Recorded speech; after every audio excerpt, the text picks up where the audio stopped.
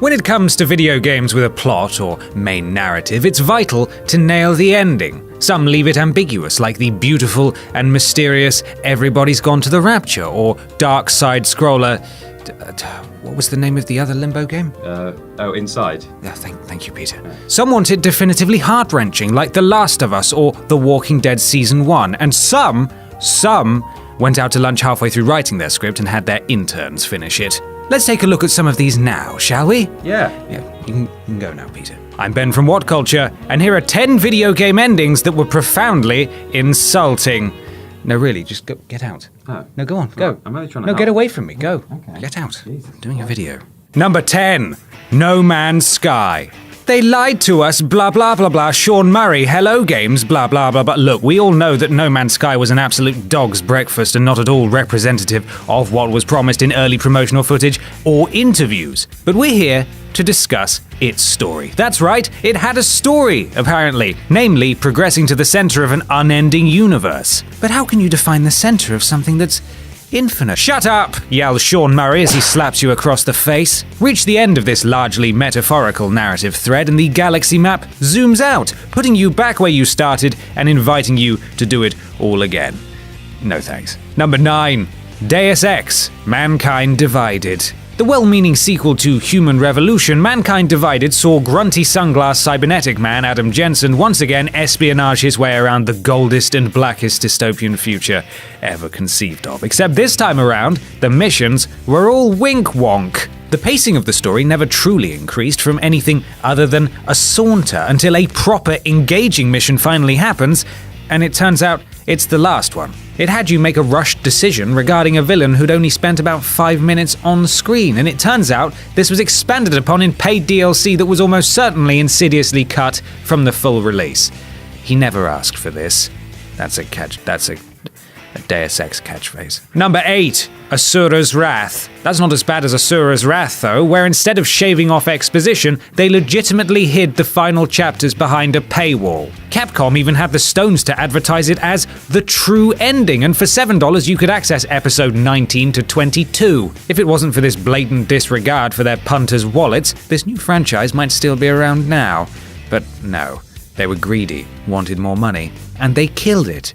They killed their baby. Capcom kills babies. Science. Number 7, Far Cry 3. Do you remember how Vaz was a brilliant baddie? Unhinged in every possible respect, he haunted us in the game's pre-release material and then only the first part of the game, when he was killed off about halfway through. This left us with a rather bizarre ending where you could either kill your girlfriend and chums who you'd spent the entire game trying to save and do a sex with tribal leader Citra who then kills you, or just leave with your friends, which is what you were trying to do from the start. It was weird. Where was Vaz?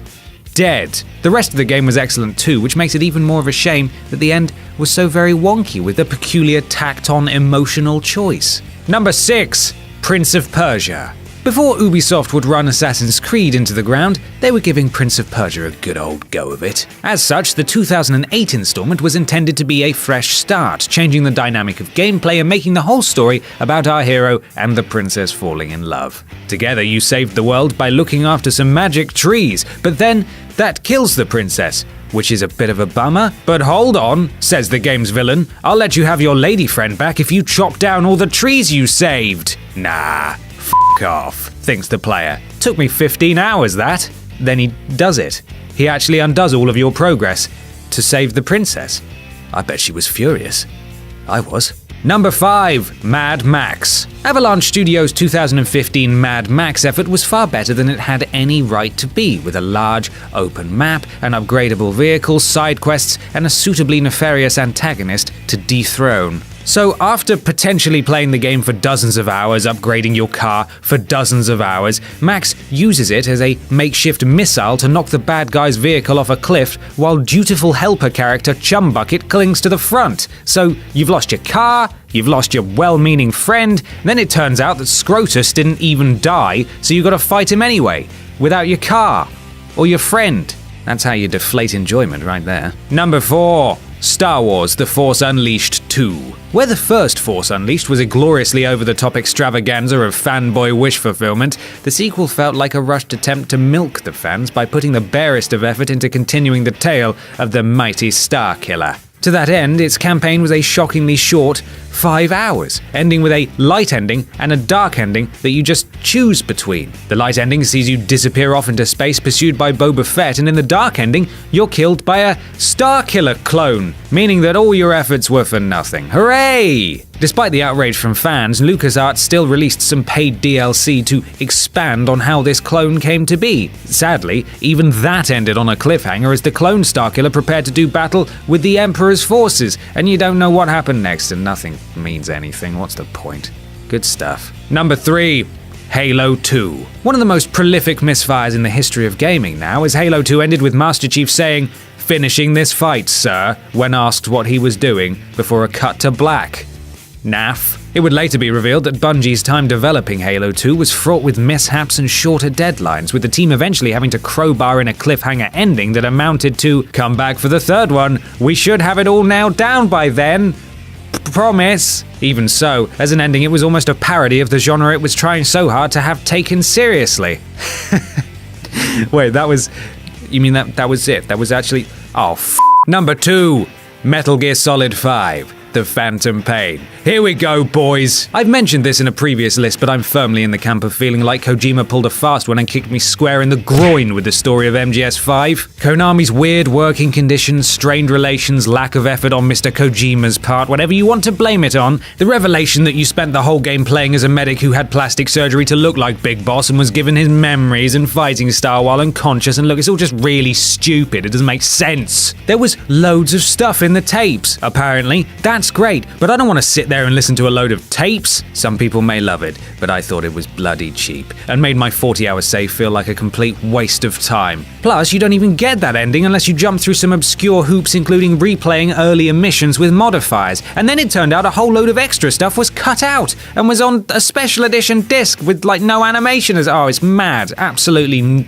stupid. So stupid. Number 1. Mass Effect 3. Of course it is. BioWare lovingly crafted an insanely detailed sci-fi universe where choice was everything and sex was a consequence of choice. But you also made larger decisions. How to tackle situations came down to diplomacy or violence. You had the power to make change that would affect species, worlds, governments, and then they ended the trilogy by giving you an A, B, or C ending where none of your previous decisions were taken into account. In fact, if you play the scenarios out side by side, there isn't even much difference between the final cutscenes at all. The colors differ, maybe, or the featured characters switch, but that was it. They got death threats as a result. Now, nothing related to video game development should ever make death threats okay. It's a video game, but BioWare did eventually bow to the weight of public opinion and released a free extended cut ending. Although it didn't help matters that EA kept a character and key missions under lock and key to be sold on later. I really hope Mass Effect Andromeda is good. And that's our list. I suppose you could say all these had shit endings for whackers. Hashtag shit endings for whackers. That's right, you aren't getting away without a hashtag. Are there any other awful game endings we missed off? I bet there are. Let us know in the comments below, and don't forget to like, share, and subscribe. You can even follow me here on Twitter if you fancy. I'm Ben from What Culture, and thanks for watching.